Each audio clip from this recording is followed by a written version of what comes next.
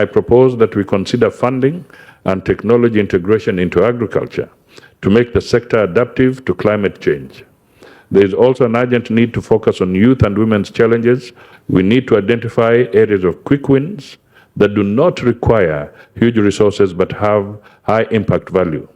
Africa therefore needs to implement strategies that will expand regional and international trade in support of the trade and investment objectives. The goal is to expand production, create employment opportunities, and generate income in developing countries. For the past 30 years, Tokyo International Conference on Africa, Ticad, has consistently rallied the call for Africa's development. We appreciate this support from Japan.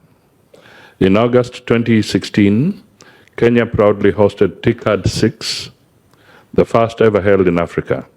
It is also worth noting that in 2008, Kenya's Professor Miriam Were was the first recipient of the Hideo Ngushi Africa Prize Award, which has now become part of Ticad activities. This speaks to Kenya's appreciation of the Ticad process. More than ever before, we need to relook at one of the aims of Ticad on how to integrate African priorities into the international cooperation agenda of partners. Kenya appreciates Japan's continued support to African-led efforts, especially in quality infrastructural development, as exemplified in projects like the Mombasa Southern Bypass Project, Mombasa Gate Bridge, and the Dongokundu Special Economic Zone, geared towards regional connectivity and promotion of trade and investment. The iconic bypass has opened up a parallel access spanning from Dar es Salaam in Tanzania to Lamu in Kenya, thus providing a seamless road connectivity to the continent that will go a long way in promoting intra-trade within the Africa Continental Free Trade Area. Kenya is a leading destination in Africa for global foreign direct investment. In 2022, FDI to Kenya was estimated at $760 million, accounting for 20% of the FDI flows of $3.8 billion to the East African community. The presence of over 100 companies in Kenya in very strategic sectors attests to this achievement. This underlines our competitiveness as the financial and investment hub of the East African community.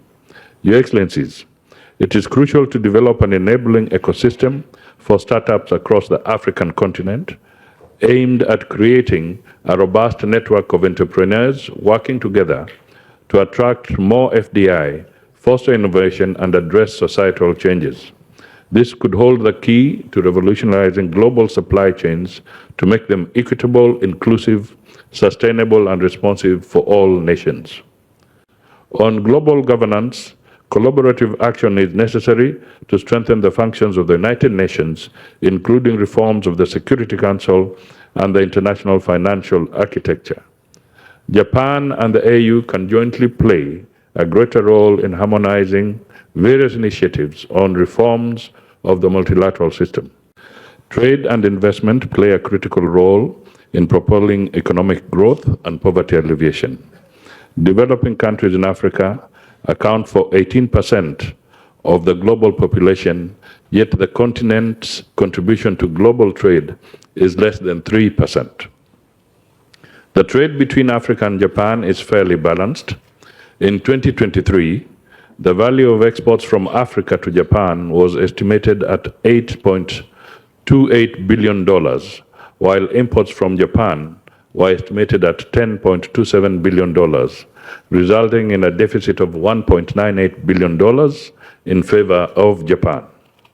The nature of trade imbalance between Africa and Japan remains of concern, as Africa's exports to Japan were majorly unprocessed agricultural products and natural minerals, while Japan's exports to Africa were finished products.